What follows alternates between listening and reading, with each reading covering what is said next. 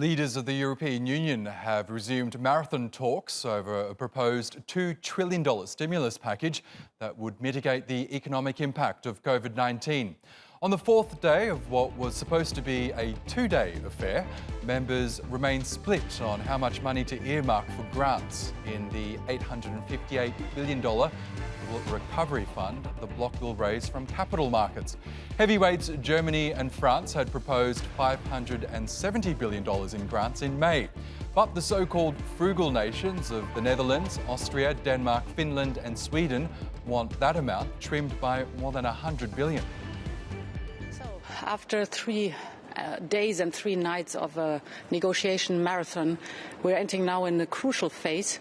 But I have the impression that European leaders really want an agreement. They show the clear will to find a solution, and we need a solution. The European citizens need a solution. The European Union needs a solution, needs an agreement to overcome this crisis and to prepare Europe for the future. I'm positive for today. We are not there yet, but things are moving in the right direction. Well, for more on this, let's go to Ludovic Subran, Chief Economist at Allianz in Munich. Welcome to Money Talks, Ludovic. Now, this is officially the longest EU summit in around 20 years. What's the holdup? Is it the frugal northern nations who are looking to limit the amount that's being given it as handouts? Well, the biggest holdup is the lack of trust. I mean, this is what this situation is really.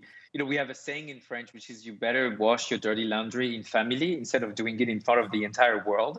I have the impression that this time around, we decided to show the entire world how complicated and cumbersome coming to a decision when you're 27 members in the EU takes, So yes, the problem is the grants. The problem is indeed that the frugal economy, or the frugal countries, so the Netherlands, the Sweden, Denmark, Finland and Austria have been slightly less hit by the pandemic.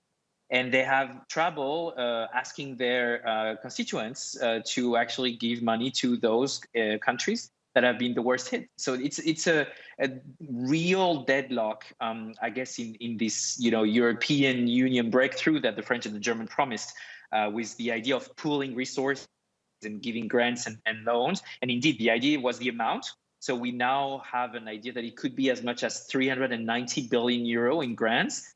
But the issue continues. The rule of law could be a condition to tie aid, especially something that would be against Central European country. The idea of conditionality for disbursement are also on the table. So if bear with us, because it could take a few more hours before we come to something that makes sense.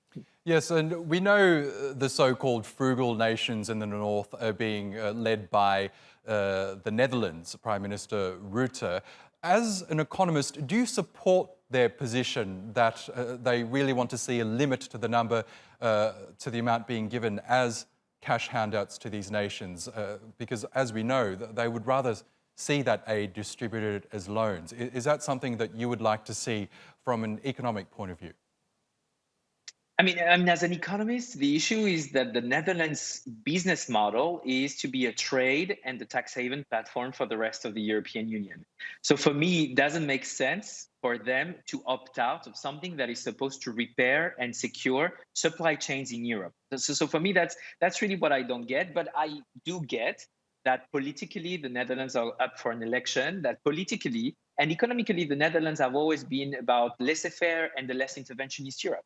It's true that the stranger position in this game is Germany, who, after years of being toward a supporter of subsidiarity, decided to really join the club of those that think, okay, the ECB, the European Central Bank, is doing a lot, but fiscally we need to do something, especially for the countries that are the worst hit by coronavirus. And so Germany changed the position because they see a need for their companies to find outlets. Germany sees the need to continue to build Europe, and this crisis is a good opportunity to try to find a common ground when it comes to helping secure,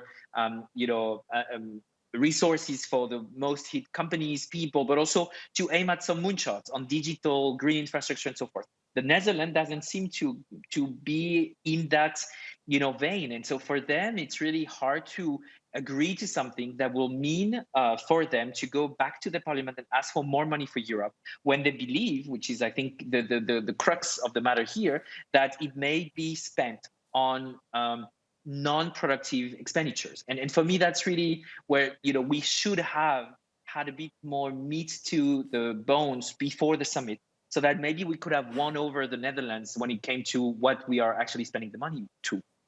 Interesting. Well, as you say, let's see what happens when they emerge from another day of talks. Ludovic Subran, Chief Economist at Allianz, thank you again for joining us.